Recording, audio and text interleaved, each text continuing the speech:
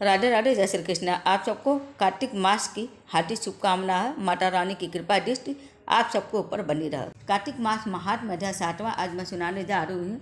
इस अध्याय में कार्तिक शुक्ला प्रतिपदा और यम द्वितीया के कृष्ण तथा बहन के घर में भोजन का इन सब के बारे में इस अध्याय में बताया गया है। तो ब्रह्मा जी नारद जी से कहते हैं कि तत्पश्चात स्नान करके प्रतिपदा तिथि के दिन आरती करके स्वयं वस्त्र आभूषणों से सुशोभित हो कथा गायन कीर्तन और दान आदि के द्वारा दिन को व्यतीत करें। इस दिन स्त्री और पुरुष सभी को तिल का तेल लगाकर स्नान करना चाहिए और इस प्रतिपदा को जो लोग तेल स्नान आदि पूर्वक पूजन करते हैं उनका वह सब कुछ अच्छा होगा। संसार में प्रतिपदा तिथि प्रसिद्ध है, उसे पूर्व विधा होने पर नहीं ग्रहण करना चाहिए।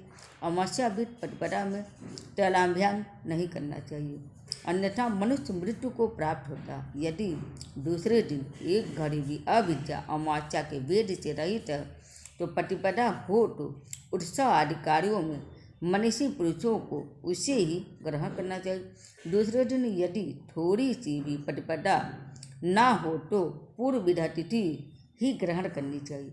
उस दशा में वह दोष कारक नहीं होती है। जो मनुष्य उस तिथि में या उस शुभ दिन में जिस रूप से इच्छित होता उसी स्थिति में वह 1 वर्ष तक रहता। इसलिए यदि सुंदर दिव्य एवं उत्तम भोगों को भोगने की इच्छा हो तो उस दिन मंगलमय उत्सव अवश्य करें।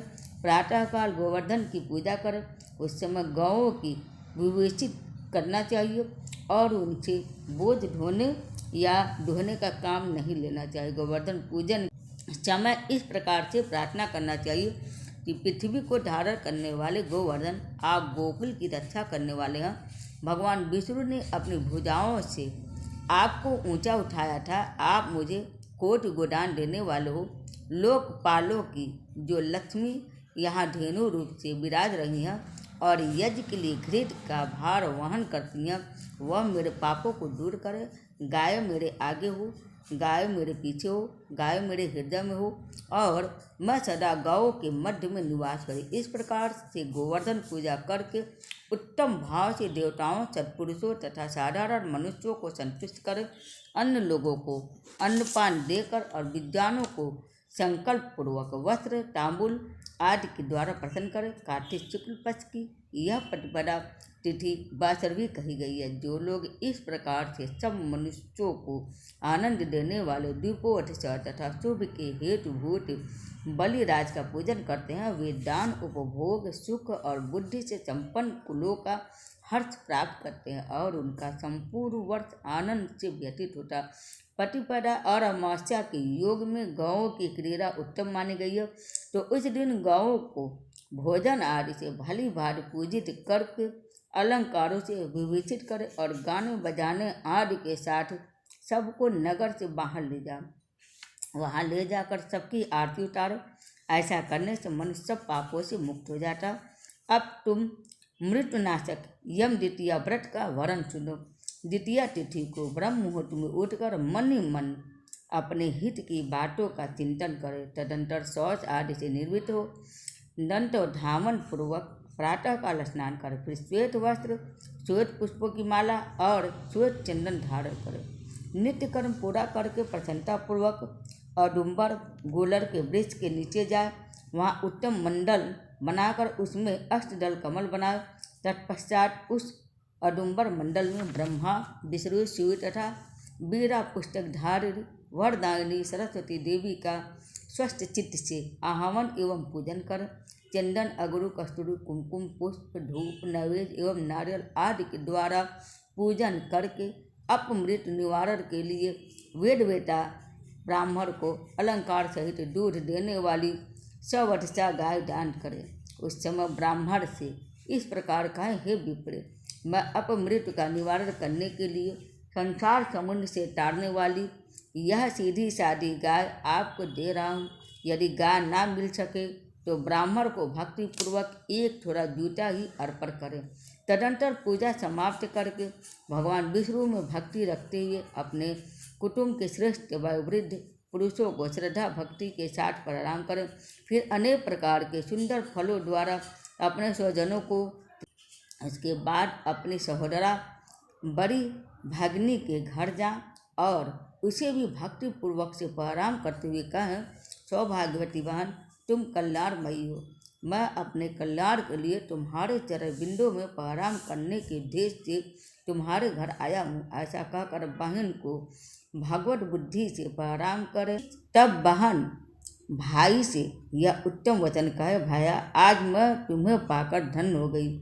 आज सचमुच मैं मंगलमयी हूँ। कुल दीपक, आज अपनी आयु वृद्धि के लिए तुझे मेरे घर में भोजन करना चाहिए। मेरे सहोदर भैया, पूर्व काल में इसी कार्तिक शुक्ला द्वितीया को यमुना जी ने अपने भाई यमराज को अपने ही घर पर भोजन कराया और उनका सत्कार किया था। तो उस दिन कर्मपाश से बढ़े हुए नारकीय पापियों को भी यमराज छोड़ देते हैं, जिससे वो अपनी इच्छा के अनुसार घूमते हैं। इस स्थिति में विज्ञान पुरुष भी प्राय अपने घर भोजन नहीं करते हैं। बहन के ऐसा कहने पर व्रतवान पुरुष वस्त्र और आभूषणों से हर्षपूर्वक उसका पूजन करे, बड़ी बहन को प्रणाम करके इसका आशीर्वाद ले। तत्पश्चात सभी बहनों को वस्त्र और आभूषण देकर संतुष्ट करे। अपनी सगी बहन अगर ना हो तो चाचा की पुत्री अथवा पिता की बहन के घर जाकर आदरपूर्वक से भोजन करे। नारद जो इस प्रकार यम द्वितीया का व्रत को करता है वह अपमृत्यु से मुक्त हो, पुत्र पौत्र आदि से संपन्न होता और अंत में मोक्ष पाता। ये व्रत सभी और नाना प्रकार के दान गृहस्थ के लिए ही योग्य है। व्रत में लगा हुआ जो पुरुष यम द्वितीया की इस कथा को सुनता उसके सब पापों का नाश हो जाता, ऐसा माधव का कथन है। कार्तिक शुक्ल की द्वितीया को यमुना जी में स्नान करने वाला पुरुष यमलोक का दर्शन नहीं करता। जिन्होंने यम द्वितीया के दिन अपनी सौभाग्यवती बहनों को वस्त्र दान आदि से संतुष्ट किया है तो उन्हें 1 वर्ष तक कलह अथवा शत्रु भय का सामना नहीं करना पड़ता। उस तिथि को यमुना जी ने बहन के स्नेह से यमराज देव को भोजन कराया था, इसलिए उस दिन जो बहन के हाथ से भोजन करता वह धन एवं उत्तम संपदा को प्राप्त होता है। राजाओं ने जिन कैदियों को कारागृह में डाल रखा हो उन्हें यम द्वितीया के दिन बहन के घर भोजन करने के लिए अवश्य भेजना चाहिए। यह भी ना हो तो मौसी अथवा मामा की पुत्री को बहन माने अथवा गोत्र या कुटुंब के संबंध से किसी के साथ बहन का नाता जोड़ ले। और सबके अभाव में किसी भी समान वर्ग की स्त्री को बहन मान ले और इसकी आदर करे। वह भी ना मिल सके तो किसी गाय या नदी आदि को ही बहन बना ले। उसके भी अभाव में किसी जंगल झाड़ी को ही बहन मानकर वहाँ भोजन करे। यम द्वितीया को कभी भी अपने घर भोजन ना करे। भाई के भोजन में वही द्वितीया ग्राह है जो दोपहर के बाद तक का मौजूद है। कार्तिक मास महात्म्य अध्याय 7वां संपूर्ण हुआ। उम्मीद है आप सबको मेरा वीडियो पसंद आया होगा। हरे कृष्ण, हर हर महादेव।